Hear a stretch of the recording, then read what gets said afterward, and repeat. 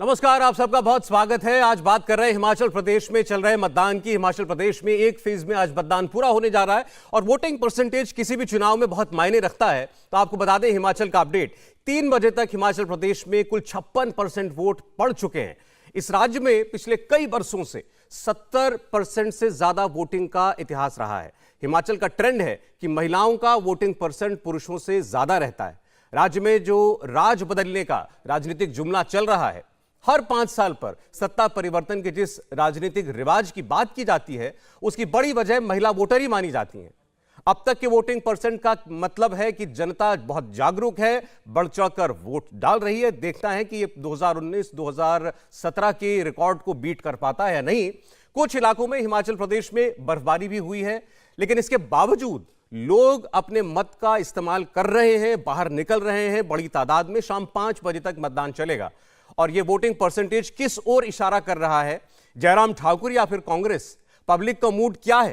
कांग्रेस और बीजेपी के दिग्गजों ने आज सुबह सुबह ही बूथ पर जाकर अपने वोट डाले और लोगों से अपील की कि वो भी बढ़ चढ़कर बाहर निकले। चाहे जेपी नड्डा हो, मुख्यमंत्री जयराम ठाकुर हो, केंद्रीय मंत्री अनुराग ठाकुर हो, प्रेम कुमार धूमल पूर्व सीएम हो और आनंद शर्मा कांग्रेस पार्टी के दिग्गज नेता जो हिमाचल से आते हैं, सभी लोग आज बाहर निकले और उन्होंने अपना मतदान किया। इसके अलावा आपको बता दें, जो नारे चल रहे हैं अब हालांकि उनका कोई मायने नहीं रहेगा क्योंकि वोट पड़ चुके हैं। अब बीजेपी ने कहा है कि राज नहीं रिवाज बदलेंगे, हर 5 साल में सरकार बदलने वाली परिपाटी को तोड़ेंगे। और कांग्रेस पार्टी पूरी कॉन्फिडेंट है कि 5 साल की एंटी इनकम्बेंसी जयराम ठाकुर के अगेंस्ट जो चल रही है और उसके जो मुद्दे हैं वो उसका बेड़ा पार लगाने के लिए काफी हैं। तो आइए जरा अलग अलग जगहों पर कितना वोट परसेंट हुआ है इस पर एक नजर डाल लेते हैं। राजधानी शिमला से शुरुआत करते हैं। शिमला में 37.3% वोट, लाहौल स्पीति में 62% से ज्यादा, किन्नौर में 55%, कांगड़ा में 54%, हमीरपुर में 55% वोट 3 बजे पड़ चुके हैं। और इसको आप तुलना करें बाकी मैदानी राज्यों से तो जानकर हैरानी होती है कि इतनी अच्छी वोटिंग हिमाचल प्रदेश में चल रही है, जहां पर लोग दुर्गम स्थलों पर भी रहते हैं, फिर भी वोट डालने के लिए निकल रहे हैं। और इसमें तारीफ इलेक्शन कमीशन की भी करनी पड़ेगी कि ऐसे बंदोबस्त किए गए हैं कि लोग बगैर किसी तकलीफ के नजदीक से नजदीक जाकर पोलिंग बूथ पर वोट डाल सकें। 3 बजे तक ये आंकड़े अगर 55% तक आपको दिखाई दे रहे हैं तो अंदाजा लगाया जा सकता है 5 बजे के बाद तक ये आंकड़ा 70% के आसपास पहुंच सकता है, जो कि एक ट्रेंड रहा है हिमाचल प्रदेश में, चाहे विधानसभा का चुनाव हो चाहे लोकसभा का चुनाव हो। बल्कि ये भी बताना चाहते हैं आपको कि 2017-2019 में यानी विधानसभा और लोकसभा चुनाव की तुलना करें तो विधानसभा में ज्यादा वोट पड़े थे 2019 की बनिस्बत। तो ये एक इशारा है कि इस बार भी वोटिंग परसेंटेज अच्छी रह सकती है। अब इसका किसको फायदा मिलेगा, किसका नुकसान होगा, ये तो चुनाव जब गिनती होगी उसके बाद पता चलेगा। लेकिन वोटर अपना मन बना चुका है, बढ़ चढ़कर वोटिंग कर रहा है। देखिए, मंडी में 41% वोट हुआ है, बिलासपुर में 54% हुआ है, शिमला में राजधानी में 55.5% वोट हुआ, चंबा में 46% वोट, कुल्लू में लगभग 59% वोट अब तक पड़ चुका है। तो ये हिमाचल प्रदेश के वोटर टर्नआउट की अपडेट आपको हम दे रहे हैं। और आज के इस मतदान को लेकर क्या अपील की गई है, क्या दावे किए गए हैं, आइए एक बार आपको सुना देते हैं। आज का दिन एक उत्सव का दिन है और प्रजातंत्र को मजबूत करने का अवसर का दिन है। हिमाचल प्रदेश की देवतुल्य जनता बहुत जागरूक है, अपने अधिकारों के प्रति भी, अपने मताधिकार के बारे में भी। इसलिए हमेशा यहाँ पर अच्छी पोलिंग होती है और इस बार मैं देख रहा हूँ कि उत्साह है। लोग चाहते हैं कि भारतीय जनता पार्टी को जिस तरीके से मोदी जी के आशीर्वाद से जयराम जी ने हिमाचल को आगे बढ़ाया है, उसको एक बार फिर से मौका देना चाहते हैं। मैं ये भी देख रहा हूँ कि लोगों का अथाह प्रेम है मोदी जी से और अटूट विश्वास है। उसको आशीर्वाद के रूप में मानते हुए उनकी इच्छा है कि एक बार फिर से भारतीय जनता पार्टी की सरकार आए। इसलिए मैं भारतीय जनता पार्टी के पक्ष में वातावरण देख रहा हूँ। यहाँ रिवाज बदलने का मन लोगों ने बना लिया है, क्योंकि पिछले 5 सालों में जो विकास हुआ वो धरती पर दिखता है और इसलिए उसके प्रति बहुत ही एक खुशी का वातावरण है। एक अच्छे वातावरण में लोग चाहते हैं कि सरकार फिर से रिपीट हो। मुख्यमंत्री जयराम जी बिल्कुल, जयराम जी के नेतृत्व में चुनाव लड़ा गया है, वही रहेंगे। तो आपने देखा बीजेपी के राष्ट्रीय अध्यक्ष जेपी नड्डा वो भी इस बात को कह रहे हैं कि वोटर टर्नआउट हिमाचल प्रदेश में हमेशा अच्छा रहा है और इस बार भी वही दिखाई दे रहा है। बाकी जो उनके दावे हैं वो तो ये पता चलेगा 8 दिसंबर को कि कितने सच हुए।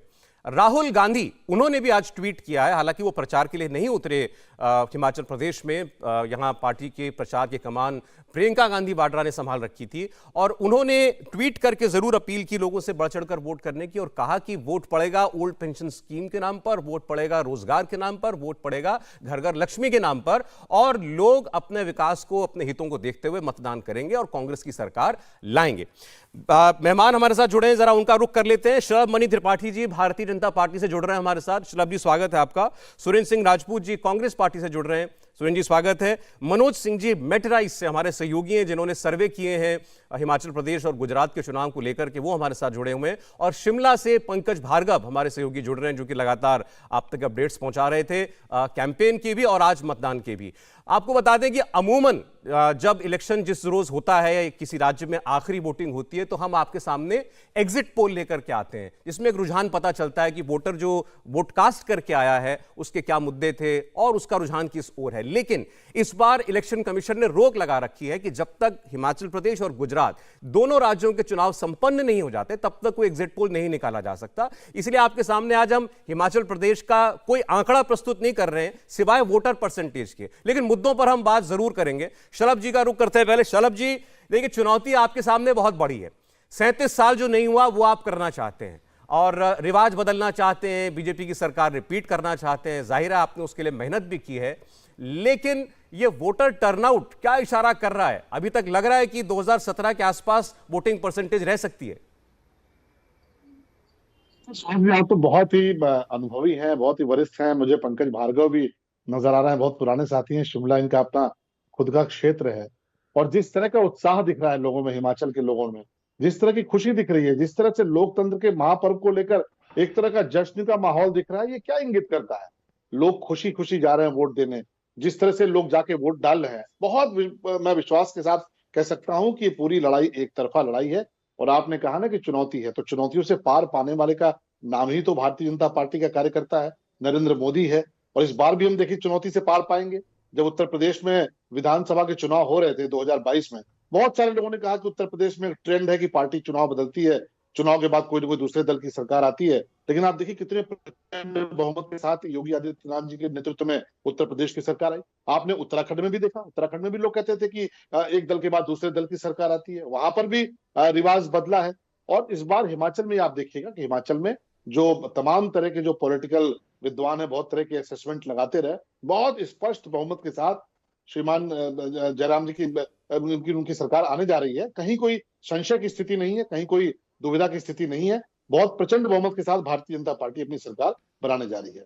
देखिए, हर राज्य की सीरत अलग होती है। शलभ जी भी बहुत अनुभवी पत्रकार रहे हैं, अब राजनीति में है। हर राज्य अपने हिसाब में अपने अपने मायने में अलग होता है, तो किसी राज्य की तुलना दूसरे राज्य से करना भी उचित नहीं है और यह कहना भी उचित नहीं है कि जो उत्तराखंड में हुआ, जो यूपी में हुआ, जो गोवा में हुआ, वो हिमाचल में नहीं हो सकता। बिल्कुल हो सकता है, लेकिन उसके लिए मुद्दे क्या है उस पर बात करनी पड़ेगी। सुरेंद्र राजपूत जी देखिए, हर बीजेपी और आपके दोनों की कैंपेन की बात करें, कुछ प्लस है कुछ माइनस है। मैं अभी कांग्रेस पार्टी की बात करता हूं। सारे विश्लेषक जिनसे हमने लगातार चुनाव में बात की, सबका मानना है कि आपके मुद्दे बहुत अच्छे हैं। चाहे ओल्ड पेंशन स्कीम की बात हो, उसका एक अलग क्रेज है। 1.5 लाख से ज्यादा वहां पर सरकारी रिटायर्ड कर्मचारी वोटर है। इसके अलावा आपने रोजगार की बात की है कि 1 लाख नौकरियां आप देंगे, वो भी कैबिनेट में पहली कलम के हस्ताक्षर से देंगे। तो ये मुद्दे कैची बहुत हैं। सवाल यह है कि क्या लोग कांग्रेस पार्टी पर भरोसा कर रहे हैं, जो कि बीजेपी कहती है मुमकिन नहीं है। देखिए सौरभ भाई, भारतीय जनता पार्टी क्या कहती है हमें बहुत ज़्यादा फर्क नहीं पड़ता, क्योंकि भारतीय जनता पार्टी का बस चलेगा तो कभी विपक्षियों को सत्ता में आने ही नहीं देंगे। आप भी जानते हैं उन लोगों का काम ही इतना है कि विपक्ष को, लोकतंत्र को, संविधान को क्रश कर दो। खैर, यहाँ पर आप भी हिमाचल से हैं, पंकज भाई वहाँ पर बैठे हुए हैं, कहते हैं ना कि तख्त बदल दो, ताज बदल दो, बेईमानों का राज बदल दो। यहाँ पर कांग्रेस चुनाव नहीं लड़ रही है भारतीय जनता पार्टी के खिलाफ, जनता चुनाव लड़ रही है। जनता को जो वादे 2017 में किए थे भारतीय जनता पार्टी ने, अगर वो वादे उन्होंने पूरे किए होते तो आज की डेट में ने रिवाज, ये प्रभाव, स्वभाव, ये सारी बातें करने की जरूरत ही नहीं पड़ती। 2017 से 2022 के बीच में अगर आप देखेंगे, चाहे पर्यटन की नीति हो, बेरोजगारी की हो, सरकारी नौकरियों के ट्रांसफर्स की हो, सेब उत्पादकों के ऊपर 18% जीएसटी लगाने की हो, या अन्य गांवों की सड़कों में बेईमानियां करने की हो, या इनका जो चीफ से एक सेक्रेटरी था वो क्या नाम कोरोना काल में जिस तरीके से पकड़ा गया था, और श्री जयराम ठाकुर साहब का जो व्यक्तिगत स्वभाव हो, जिसमें जेपी नड्डा और जयराम ठाकुर साहब जिस तरीके से वहां के लोगों से बात करते हैं, ये सारी की सारी चीजें जनता को नागवार गुजर रही है। जनता वहां पर चुनाव लड़ रही है। मैं आपसे जिम्मेवारी से कहता हूं कि जनता की आकांक्षा और अपेक्षाओं को पूरी करने के लिए कांग्रेस अपना पूरा वचन पत्र पूरे तरीके से करेगी, और जनता परिवर्तन का भी मन बना चुकी है। जनता ने यह पूरा देख लिया है कि ये सब लोग बेईमान लोग हैं, ये सब लोग पूरी अपनी बात नहीं करते हैं, कभी ये कहते कुछ और हैं, करते कुछ और हैं। सिरमौर की रैली में सुजानपुर की रैली में प्रधानमंत्री जी 2014 से कहते हैं कि 15-15 लाख रुपए दे देंगे, किसी को मिल गए हो तो बता दीजिए।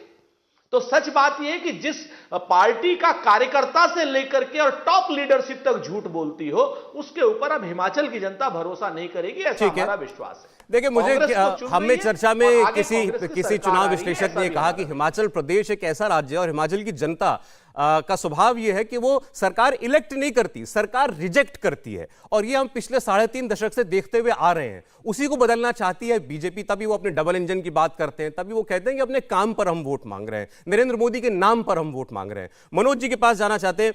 मनोज जी, देखिए, आज किसी और आंकड़े की बात नहीं हो सकती, मुझे मालूम है आपके पास एग्जिट पोल का डेटा जरूर होगा, लेकिन हम वो दिखा नहीं सकते हैं, तो मैं केवल वोटर टर्नआउट पर बात कर रहा हूं। 3 बजे तक लगभग 60% तक वोट किसी किसी जगह पर पड़ चुका है। 74% वोट 2017 में पड़ा था। क्या इशारा कर रहा है ये? सौरभ जी, काफी इस पे हम लोग टर्नआउट पे लेकर बहस करते हैं। उत्तर प्रदेश में तो सारे समीकरण ही बदल गए थे, और उसमें देखा गया कि जहां पे वोट टर्नआउट कम भी हुए वहां भी बीजेपी जीती, और जहां अधिक थे वहां से भी बीजेपी जीती। जहां तक हम बात कर ले हिमाचल प्रदेश की, तो जो टर्नआउट दिख रहा है ये पिछले चुनाव से कहीं कम नहीं दिख रहा, और लगभग उस तरीके से हम आ रहे हैं। और जो सुबह से ट्रेंड आपके चैनल पे मैं देख रहा हूँ और जो लाइन देख रहा हूँ लोगों वोटरों की, उसमें महिलाओं की संख्या आज भी काफी दिख रही है। और पिछली बार यही महिलाएं सरकार चुनकर लाई थी, और इस बार वो किस उत्साह के साथ, किस मुद्दे के साथ ये कर रही हैं, वो तो 8 तारीख के रिजल्ट पे ही पता चलेगा। लेकिन एक बात तो कहूंगा कि पहाड़ के लोगों ने अपनी समस्याओं को भूलकर राज्य की समस्या को ध्यान में रखते हुए आज पोल किया है। उसके लिए सारे हिमाचलियों को मैं तो अपनी तरफ से धन्यवाद देता हूं, और ये खुशी भी है कि इसी तरह से लोग अपने मत का प्रयोग करें। पंकज, आप शिमला में इस वक्त मौजूद हैं। ये जैसा अभी मनोज जी ने कहा कि वोटर टर्नआउट हिमाचल में हमेशा अच्छा होता आया है, इस बार भी ऐसा लग रहा है, बहुत हेल्दी टर्नआउट है, और ये एक सीख है, बाकी राज्य इससे ले सकते हैं, खासकर बड़े शहर जहां वोटर टर्नआउट बहुत कम होता है। पहाड़ में दुर्गम परिस्थितियों में भी लोग इतनी बड़ी तादाद में वोट डालने के लिए निकल रहे हैं। आपने नेताओं से आज बहुत बात की होगी। अब जब जिस दिन वोट पड़ता है उस दिन हकीकत से सामना होता है लोगों का, तो जो दावे दोनों ही पार्टियां अभी तक कर रही थी प्रचार के दौरान, कुछ परिवर्तन उसमें देखा आपने? बिल्कुल सौरभ, मैं शुरुआत इस बात से करूंगा, जैसा शलभ मेरे भी दोस्त है, बहुत पुराने दोस्त है, उन्होंने कहा कि एक तरफा मुकाबला है। ऐसा नहीं है। जमीन पर जब मैं उतरा तो मैंने ये पाया कि अंडर करंट है जबरदस्त कांग्रेस के साथ भी, और ऐसा नहीं है कि एक तरफा मुकाबला है। और यहां देखिए, प्राइम मिनिस्टर मोदी की जो जिस तरह से वो प्रसिद्ध हैं देश में, विश्व भर में, वो यहां पर भी है। लोग मानते हैं कि प्रधानमंत्री Narendra Modi he is doing some great work, लेकिन वो देश के प्रधानमंत्री हैं, देश की जिम्मेदारी संभालने। स्टेट के मुद्दे जो है बिल्कुल अलग है, अलग हैं। कैसे पॉसिबल होगा ओपीएस? क्योंकि जयराम ठाकुर से जब हमने बात की, आपने बात की, तो उन्होंने कहा था कि जनता समझती है कि वो मुमकिन नहीं है, पॉसिबल नहीं है, इतना आसान नहीं है, क्योंकि 1,75,000 लोगों की पेंशन का मामला है। लेकिन कांग्रेस ने कह दिया है कि पहली कैबिनेट बैठेगी, अगर जीतते हैं, सरकार बनती है, तो हम उसको लागू करेंगे। तो उम्मीद कहीं ना कहीं जगाते हुए नजर आ रहे हैं। दूसरी तरफ जयराम ठाकुर जो है वो ये कहते हैं कि ये पॉसिबल नहीं हो पाएगा, बहुत आसान नहीं है। तो देखिए, ये सीधे सीधे मुद्दे हैं। हिंदुत्व का मुद्दा यहाँ नहीं चल रहा, धर्म जाति यहाँ नहीं चल रही, यहाँ कुछ लोकल मुद्दे हैं। और दूसरी चीज, जैसे मैं शिमला अर्बन में हूं, यहाँ आप मानेंगे, जैसा वोटर टर्नआउट की बात हम कर रहे थे, हर 2 घंटे के बाद वो 20 बढ़ जाता है नंबर। और पूरी उम्मीद में मुझे ऐसा लगता है कि जब तक शाम होगी, 5 बजेंगे, जब ये वोटिंग खत्म होगी, तो मुझे लगता है वो 75% का जो आंकड़ा था उसको क्रॉस ना कर दे। तो ये बहुत हद तक 1 डिग्री टेम्परेचर था जब मैंने आज सुबह शुरुआत की, और अभी भी अब 9 डिग्री सेंटीग्रेड के आसपास इस वक्त टेम्परेचर। तो शिद्दत की ठंड शिमला में पड़ रही है। बाकी इलाकों में आप सोचिए जो दुर्गम इलाके हैं, वो चाहे चंबा की बात करें, लाहौल स्पीति की बात करें, किन्नौर की बात करें, वहां पर भी अगर इस तरह से वोटर टर्नआउट है तो जबरदस्त उत्साह है। और जैसा आपने बिल्कुल ठीक कहा कि पूरे देश को सीखना चाहिए हिमाचल के लोगों से कि किस तरह से जबरदस्त लोकतंत्र के इस पर्व को मना रहे हैं। तो अगर आप कह रहे हैं कि दोनों ही पार्टी के यहां एक इमोशनल कनेक्ट था वीरभद्र सिंह के साथ, आज कुछ अखबारों ने फुल पेज ऐड निकाला, उसमें लिखा है कि मुझे भूलना मत। तो वीरभद्र सिंह का एक बड़ा कद था और लोग जाहिर बात है उन्हें भूले नहीं हैं। और जो 5 साल वाली बात, चेंज की बात है, 37 साल में ऐसा नहीं हुआ है। और बहुत मुश्किल है ये कह पाना, रिवाज बदलने की जो बात हो रही है, बहुत सारे लोगों से हम ये बात कर रहे हैं तो वो कह रहे हैं कि नहीं, शिमला के मुद्दे अलग हैं, हिमाचल के मुद्दे अलग हैं जी। तो बहुत कहना मुश्किल होगा। अभी कांटे की टक्कर है, इसमें कोई दो राहे नहीं है। देखिए, अगर कांटे की भी टक्कर है तो भी मुझे लगता है ये कहना पड़ेगा कि बीजेपी अपनी पूरे दमखम के साथ चुनाव लड़ रही है, और बीजेपी कहती है कि एक तरफा चुनाव है, कोई उनके आगे कांग्रेस पार्टी टिक नहीं रही है। तो मैं केवल अगर इश्यूज पर जाएं, शलभ मनी जी जिनका जिक्र भी पंकज कर रहे थे, देखिए ओल्ड पेंशन स्कीम एक लोगों के दिल के करीब मुद्दा है इलेक्शन, और तमाम सर्वे में ये बात सामने आई कि ये प्रमुख मुद्दों में से एक है जिस पर आपकी पार्टी कहीं ना कहीं फंसी हुई है, ना उगलते बन रहा है ना निगलते बन रहा है। आप हाँ भी नहीं कह पा रहे हैं, ना भी नहीं कह पा रहे हैं। और दूसरा मुद्दा रोजगार का मुद्दा, 1 लाख सरकारी नौकरी की बात कांग्रेस पार्टी कह रही है, हम पहली कैबिनेट में साफ कर देंगे, सारी भर्तियां जो पेंडिंग है, सब सारी भर्तियों पर, सारी पोस्ट जो है उन पर रोजगार दिया जाएगा। तो इस पे भी आपकी तरफ से कोई क्लैरिटी नहीं आई है। आपने कहा हम 8 लाख रोजगार के अवसर देंगे, लेकिन कांग्रेस पार्टी ने बड़ी पिन पॉइंटेड बातें कही हैं। साहब जी देखिए, मध्य प्रदेश में इन्होंने क्या कहा था कि हम पहली बार बैठेंगे जब सरकार बनाने के बाद तो किसानों का कर्जा माफ कर देंगे। किया था क्या? बिहार में क्या कहा था तेजस्वी यादव और नीतीश कुमार ने कि पहली कैबिनेट में 10 लाख लोगों को रोजगार देंगे। और आज स्थिति क्या है कि वहां पर जिन लोगों को नौकरी मिल चुकी है उनको बुला बुला करके दोबारा से अपॉइंटमेंट लेटर बांटे जा रहे हैं। तो जनता जानती है, ऐसा नहीं है, जनता को खूब पता है। हिमाचल की जनता बहुत होशियार है, बहुत जागरूक है, उनको खूब पता है। और जैसा पंकज ने कहा कि अंडर करंट, तो इसी तरह के असेसमेंट मुझे याद आता है कि उत्तर प्रदेश चुनाव में किए जा रहे थे कि भीड़ बहुत इकट्ठा हो रही है, फोटोज में दिखता था कि रैलियों में भीड़ आ रही है विपक्षी दलों की। लेकिन क्या हुआ? जनता का मन बहुत स्पष्ट था। आज हिमाचल की जनता हो चाहे गुजरात की जनता हो, अगर कांग्रेस पार्टी अगर बौखलाई नहीं होती तो आज आप मधुसूदन मिस्त्री जी का बयान देख लीजिए, वो कह रहे हैं कि नरेंद्र मोदी जी की औकात बताएंगे। इस तरह का बयान कांग्रेस पार्टी के लोग तब देना शुरू करते हैं जब उनको पता चल जाता है कि वो चुनाव हार रहे हैं। बार बार हमारे सुरेंद्र भाई बहुत ही विद्वान व्यक्ति हैं, बड़ा इनका सम्मान करता हूं, बार बार एक शब्द का प्रयोग किया, बेईमानी और बेईमानी की बात। तो बेईमानी इस देश में किसने की है मुझे बताने की आवश्यकता नहीं है। इस देश में बेईमानी जो नाम है, जो शब्द है, वो अगर गूगल करते हैं तो कांग्रेस पार्टी का नाम सबसे ज्यादा उसमें निकल कर आता है और उन्हीं का नाम निकल कर आता है। तो हिमाचल को लोगों को खूब पता है, वो लोग हैं जो सेना में जाते हैं, उनको ये पता है कि 1 रैंक 1 पेंशन देने का काम अगर किसी ने किया तो भारतीय जनता पार्टी की सरकार ने किया। अगर उनको पता है अब देखिए, जैसे अभी आप सेना की बात कर रहे हैं, तो प्रियंका गांधी जी अपनी हर सभा में मुद्दा उठाती हैं अग्निवीर स्कीम का, और उन्होंने कहा कि हम केंद्र में आएंगे तो इस स्कीम को डब्बे में डाल देंगे। ये स्कीम जो है, उन्होंने तो ये कहा कि 4 साल के बाद क्या करेगा वो सैनिक जो फौज में भर्ती हो रहा है, वो चपरासी की नौकरी करेगा क्या? और भाई आपको पता है कि अग्निवीर के नाम पर कितना ज्यादा उन्माद फैलाने का प्रयास कांग्रेस पार्टी ने किया। नतीजा क्या हुआ? आज नौजवान अग्निवीर की भर्ती में जा नहीं रहे क्या? बहुत बड़ी संख्या में जा रहे हैं, बढ़ चढ़ के उसमें हिस्सा ले रहे हैं। तो ये तो कांग्रेस का चरित्र रहा है कि जो भी देश के लिए फायदे की स्कीम हो, जो भी देश के लिए भले की स्कीम हो, उसमें कुछ ना कुछ ऐसा करके उन्माद पैदा करना, जैसे इन्होंने नागरिकता संशोधन कानून के दौरान किया। तो प्रियंका वाड्रा की रैलियों में भीड़ इकट्ठा क्यों नहीं हो रही है? अगर प्रियंका वाड्रा इतनी ज्यादा लोकप्रिय है, उनकी बातों को लोग सुनना चाहते हैं, तो हिमाचल में उनकी रैली फ्लॉप क्यों हुई? भारतीय जनता पार्टी की जीत तो उसी दिन तय हो गई थी जिस दिन प्रधानमंत्री जी की सभा में लोग उमड़े थे, और आज आप देखिए उसका फायदा देखने को मिल रहा है। लोग बहुत बड़ी संख्या में वोट देकर निकल रहे हैं। प्रधानमंत्री जी ने आह्वान किया था कि आप निकलकर जवाब दीजिए, वोट डालिए, वोट देकर ये साबित करिए कि नहीं, देश और हिमाचल प्रदेश की जो जनता है वो भारतीय जनता पार्टी के साथ खड़ी है। आप देखिए वोटिंग परसेंटेज कितना बढ़ रहा है। ठीक है। कहीं कोई लड़ाई नहीं है, कहीं कोई दो राय नहीं है। भारतीय जनता पार्टी की प्रचंड बहुमत की सरकार बनने जा रही है। इन्होंने लाख कोशिश की, लेकिन हिमाचल के जो हमारे मुख्यमंत्री है, उनके व्यक्तिगत कार्यों पर कोई उंगली नहीं उठा पाए, उनके व्यक्तित्व पर कोई उंगली नहीं उठा पाए। जी ठीक है। हाँ, झूठ फैलाने की कोशिश जरूर की, लेकिन झूठ चला नहीं। भाजपा मजबूती से जीत रही है। सुरेंद्र जी से पूछ लेते हैं, आपने कहा एक तरफ प्रधानमंत्री नरेंद्र मोदी बीजेपी के लिए वोट मांग रहे हैं, उनकी रैलियों में लोगों के खड़े होने के लिए जगह नहीं बच रही, और प्रियंका जी की सारी सभाएं फ्लॉप हो रही हैं। सुरेंद्र जी। सौरभ भाई, हाथ कंगन को आरसी क्या, पढ़े लिखे को फारसी क्या। अब शलभ भाई की अपनी राजनीतिक व्यवस्थाएं हैं, एक पार्टी के वो विधायक हैं, अच्छे इंसान हैं, पुराने पत्रकार भी रहे हैं, वो जानते हैं कि सच और झूठ का फासला कैसे तय किया जाता है, और आपके साथी हैं।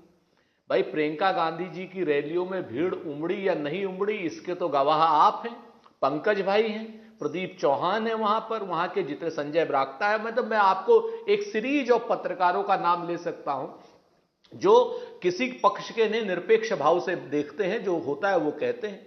अभी इन्होंने कहा कि बेईमानी लिखो, गूगल करो तो साहब वो कांग्रेस, तो झूठा लिख दो, फेकू लिख दो तो साहब वो मोदी जी का और बीजेपी का आ जाता है। इन सब बातों से कोई मतलब नहीं है। मैं आपको फिर से एक बात कहता हूं कि मुद्दों की बात कीजिए, व्यक्तिगत आरोप प्रत्यारोपों की बात वही लोग करते हैं जो बौखला चुके होते हैं। मधुसूदन मिस्त्री जी के आरोप की बात मैं आपको जवाब दे दूं। उन्होंने कहा सरदार पटेल स्टेडियम का नाम बदल करके दोबारा जो इन्होंने मोदी जी के नाम पर किया है, हम मोदी जी के नाम से बदल करके सरदार पटेल करेंगे। अगर शलभ भाई को आपत्ति हो तो बताएं, अगर सरदार पटेल को ये मोदी जी से बड़ा नेता ना मानते हो तो बताएं ये क्या नाम कि सरदार पटेल से इनको चिढ़ क्यों है। उनके नाम का भी इस्तेमाल करेंगे, उनके प्रतीक का इस्तेमाल करेंगे, वोटों के लिए उसका इस्तेमाल करेंगे, लेकिन उनके नाम के स्टेडियम का नाम जब आएगी तो मोदी जी का नाम बदल करके रख देंगे। कोई मतलब है? गुजरात की जनता नहीं जवाब मांगेगी जवाब। फिर से मैं आपसे कहता हूं एक बात को कि अगर 67,000 नियुक्तियां खाली हैं तो यह भारतीय जनता पार्टी की सरकार के लिए शर्म का विषय था, क्योंकि अब तो सरकार 1 महीने में चली जाएगी, इनकी 8 दिसंबर को चली जाएगी। जयराम ठाकुर साहब 67,000 नियुक्तियों के ऊपर क्यों फन मार करके बैठे हुए थे भाई? वो नियुक्तियां इनके घर से आनी थी, सरकार को देनी थी, खाली है, क्यों नहीं दी इन्होंने? आप हमको बेईमान बताएंगे, आप हमको झूठा किसानों की आज आप कहते हो कि 12% जीएसटी करेंगे साहब, मैं सेब के ग्रोवर्स के जो जीएसटी है अब तक 18% क्यों ले रहे थे आप बताएंगे, जवाब देंगे आप? गांव की सड़क आप गांव से कनेक्ट क्यों नहीं कर रहे हो? आप सरकारी कर्मचारियों को पुरानी पेंशन क्यों नहीं दे रहे हो? हमने तो राजस्थान में भी दे दी, छत्तीसगढ़ में भी दे दी। हम आपसे जो वादा कांग्रेस करती है वो भी करती है, और भारतीय जनता पार्टी ने क्या वादा किया था? नोटबंदी करेंगे, की ना इन्होंने नोटबंदी। ये भारतीय जनता पार्टी ने जो जो वादे किए थे कोई काम नहीं किया, लेकिन जो नहीं किए थे वो सारा काम किया, देश को नाश करने का। सुरेंद्र जी देखिए, अपनी सभाओं में प्रधानमंत्री हो या जेपी नड्डा जी हो या इनकी और नेता, चरम पर है, वो क्या समझाते हैं? भाजपा ने, हमने इस कैंपेन में देखा, वो अपनी सभाओं में या इंटरव्यू में, हमने अभी शिमला में कॉन्क्लेव किया, वहां तमाम बड़े नेता आए थे। बीजेपी के लोग ये कहते हैं कांग्रेस पार्टी का वादा करने में तो कुछ जा नहीं रहा, केवल मैनिफेस्टो की कॉपियां ही छपवानी है, लेकिन उसको पूरा कैसे करेंगे? ओल्ड पेंशन स्कीम के लिए पैसा कहां से लाएंगे? आपने अगर राजस्थान छत्तीसगढ़ में लागू कर दिया, ये कहते हैं कि वो तो केंद्र के सामने मुंह बाए खड़े हैं कि हमको पैसा दो, तो हम पेंशन का पैसा देंगे लोगों को, उसके लिए भी केंद्र के सामने खड़े हुए हैं। कहां से भर्तियां करेंगे, उनका पैसा कहां से लाएंगे? तो कह रहे हैं कोई वर्कआउट नहीं है, कोई फाइनेंशियल आपने होमवर्क नहीं किया, बस वादा कर दिया। बहुत अच्छी बात कह रहे हैं। सच बात यह है कि यही कहना चाहिए इनको, और इसी से इनकी बेशर्मी का पता चलता है, और इसी से इनकी पता चलता है कि इनके पास अज्ञानता भी है और काम करने की ताकत नहीं है और काम करने का तरीका नहीं। पूरी दुनिया में मनरेगा जैसी स्कीम इकलौती आई थी जिसको वेल्थ ट्रांसफर स्कीम कहते थे, कैसे दे दी हम लोगों ने? जिसमें कोई बजट नहीं था, कहा जितने लोगों को काम मिलना है उतने लोगों को काम मिलेगा। जो पद स्वीकृत हैं उनको लेकर के सौरभ भाई आप भी जानते हैं, मैं भी जानता हूं, अगर आपके चैनल में 3 पद अगर एंकर्स के खाली हैं तो 3 पदों को भरा है, तो पहले से तनख्वाह मिल रही थी ना उनकी। जब तक जयराम ठाकुर नहीं थे तब तक वहां पर पद भरे हुए थे, खाली हुए, रिटायर हुए, वो जो तनख्वाह है वो तो पहले से बट रही थी एलोकेटेड फंड से। रही बात पुरानी पेंशन स्कीम को, तो थोड़ा भारतीय जनता पार्टी के लोग पढ़ करके आए। हमने तो राजस्थान में लागू की, और रही बात केंद्र से मांगने की, तो केंद्र हमारा ड्यूज, राज्यों का ड्यूज यानी उत्तर प्रदेश सरकार का ही ड्यूज दे दे, राजस्थान का ड्यूज दे दे। यहां राज्य के मामले में तो शलभ मणि को हमारे साथ खड़ा होना होगा, क्योंकि केंद्र सरकार बेईमानी कर रही है। हम अपना पैसा मांगते हैं, उनसे उनका पैसा नहीं मांग रहे कि मुंह बाए खड़े हैं, हम भिखारी हैं। ये भिखारी वाला कॉन्सेप्ट चेंज करें नरेंद्र मोदी। भिखारी होंगे वो, हमारे राज्य और हमारे राज्य की जनता भिखारी नहीं है, वो अपना ड्यूज मांग रही है। जो जीएसटी का बैलेंस है वो दीजिए आप।